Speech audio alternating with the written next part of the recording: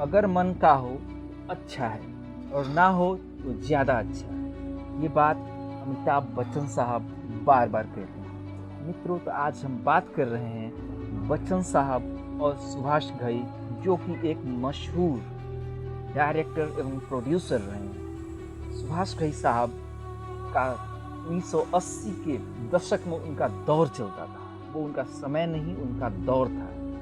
तब उन्होंने दिलीप कुमार साहब, अनिल कपूर, जैकी श्रॉफ जैसे स्टार्स के साथ बहुत सारी फिल्में बनाई और उनकी फिल्में हिट सुपर हिट भी रही। लेकिन अगर बात करें अमिताभ बच्चन साहब के साथ, तो उन्होंने अब तक कहीं कोई फिल्म नहीं बनाया और कोई देखने को शायद नहीं मिलेगा। तो मित्रों, क्यों, आखिर इसके पीछे कारण क्या है, मैं आपको बताता हूँ। इससे पहले मेरे चैनल को सब्सक्राइब, लाइक और शेयर जरूर करें, साथ ही साथ बेल आइकन प्रेस करना ना भूलें। मित्रों, ये ऐसा नहीं है कि सुभाष घई साहब ने अमिताभ बच्चन साहब के साथ कोई फिल्म ही नहीं बनाई। ये बात सन 1987 की है, जब सुभाष घई साहब एक फिल्म देवा अमिताभ बच्चन के साथ बनाने जा रहे थे।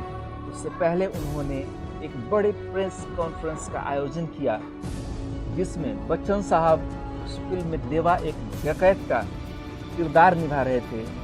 इसमें डकैत का संघर्ष, उसकी लव स्टोरी आदि पे फिल्माए जाने वाली थी। लेकिन जैसे ही फिल्म का शूटिंग शुरू हुआ, एक सप्ताह तक शूटिंग चली। उसके बाद एक रोज बच्चन साहब वहाँ फिल्म के सेट पर बैठे हुए थे और वे स्क्रिप्ट स्टडी कर रहे थे। तभी उन्होंने अपने असिस्टेंट से बोला कि जा करके घई साहब को बोलिए, सर बुला रहे हैं, उन्हें कुछ स्क्रिप्ट डिस्कस करिए। उनका असिस्टेंट जा करके घई साहब को बोलते हैं, लेकिन घई साहब को ईगो हर्ट कर जाता है और वो बोलते हैं, जाकर अपने सर को बोल दीजिए कि उन्हें स्क्रिप्ट डिस्कस करना है तो मेरे कमरे में आए। फिर क्या, असिस्टेंट जा कर के बोलते हैं बच्चन साहब को और बच्चन साहब के वहाँ से चल देते हैं। इसके बाद ना ही घई साहब ने उनको दोबारा फ़ोन करना उचित समझा और ना ही उस दिन के बाद कभी बच्चन साहब फिल्म के शूटिंग पे। तो मित्रों, इस तरह से जो अहंकार होता है, जो हमारा ईगो होता है, वो किसी भी काम को खराब कर देता है और अच्छे संबंध में भी बहुत दूरी पैदा कर देता है। ठीक यही चीज़ उन लोगों के साथ हुआ और देवा फिल्म का निर्माण बंद हो गया। उसके 2-3 रोज के बाद घई साहब ने फिर दोबारा से प्रेस कॉन्फ्रेंस आयोजन किया और उसमें उन्होंने बताया कि अब देवा फिल्म नहीं बनाई जाएगी।